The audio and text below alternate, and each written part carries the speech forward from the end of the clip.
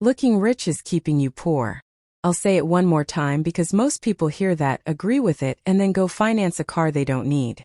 Looking rich is keeping you poor. Think about the last purchase you made to feel successful.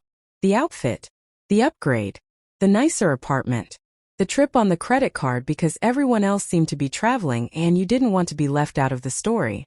None of it felt reckless. It felt earned. It felt normal. And exactly that, is the most expensive trap most Americans will ever fall into. By the end of this video, you're going to see the real number. The full cost. Not just what you spend, but what you give up forever by spending it. Stay with me. The system nobody told you about. Here's the first thing to understand. You didn't create this problem. You were dropped into a system designed to create it. There is an entire economy, worth hundreds of billions of dollars, built specifically around selling you the appearance of success. Not success itself. The look of it. The luxury car industry doesn't sell transportation. It sells what people think of you when you pull up. The fashion industry doesn't sell clothing. It sells a version of yourself that feels more valuable, more credible, more arrived. The travel industry doesn't sell destinations. It sells the photos, the identity, the story of someone who has made it. In 2023, Americans spent over $400 billion on luxury goods and personal appearance. $400 billion.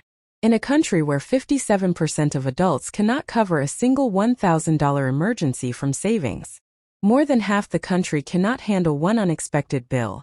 And the luxury market is booming. That is not a coincidence. That gap is the system working exactly as designed.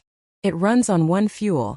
The need to be seen as someone who has made it, and then social media arrived and gave the whole thing a turbocharger. Before Instagram, you compared yourself to your neighbors. A manageable pool. Now you compare yourself to influencers and curated highlight reels from thousands of people, most of whom are either being paid to look that way or going broke maintaining it. The comparison pool became infinite. The pressure multiplied. And the bill gets bigger every month. Meet Ryan, the math in real life. Let me make this real with a person. Meet Ryan, 29, earns $72,000 a year solid, above the national median. He leases a 2022 Audi A4 at $580 a month because the Honda felt like a step backward. He rents a two-bedroom apartment alone at $1,800 a month because the one-bedroom felt too small, and the building didn't feel like him. He spends about $900 a month eating out because cooking feels like something he doesn't have time for. His phone, his watch, his AirPods, all financed. He travels twice a year, both trips on the credit card because the points feel like free money. His 401k contribution is 3%, just enough to get the employer match. Ryan looks like he's doing great. Ryan has $1,200 in savings and $18,000 in credit card debt. Ryan is not irresponsible. He didn't make one big bad decision. He made 100 small, individually reasonable ones, and nobody ever added them up. Here's the math Ryan hasn't done yet. If Ryan redirected just $1,500 a month, from the lease, the food spend, the apartment premium, into a low-cost index fund at a 10% average annual return, by the time he's 60 he would have $3.4 million. Not from a hot tip. Not from luck. Just from stopping the spend that funds the image and putting it somewhere real. That is the trade Ryan makes every single month. $3.4 million for a car that impresses people at red lights who, research consistently shows, are not actually paying attention. We are spending fortunes to impress an audience that isn't watching why you do it, and it's not vanity. Before we go further, I want to say something most personal finance videos skip entirely. The reason you spend on appearances isn't vanity. It isn't weakness. It goes much deeper than that. If you grew up in a house where money was tight, where you wore the off-brand shoes while other kids had the Jordans, where your parents went quiet when the bills came up, where the car in your driveway was always the oldest one on the block, you made a promise to yourself. Quietly. Probably without realizing it. When I have money, it's going to look different.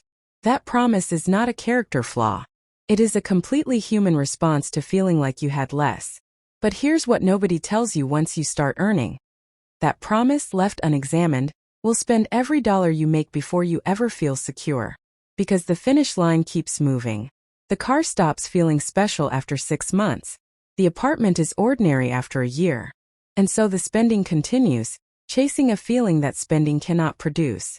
And for people who grew up where spending was just normal, where nice things were part of life, the pattern plays out from the other direction. Abundance means spending. Restraint feels like scarcity. And scarcity is something to run from. Two different backgrounds. Same destination. Here's the question worth sitting with honestly. If you stripped away the car, the wardrobe, the address, the things you post, who would you be? What would people think? What would you think of yourself? If that's uncomfortable to answer, the discomfort is information. It tells you exactly how much of your financial life is being run by your ego instead of your actual goals. Your net worth is not your self-worth. And that separation, really making it, not just nodding at it, is where everything starts to change.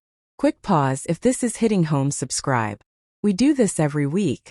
Real conversations about money, no hype.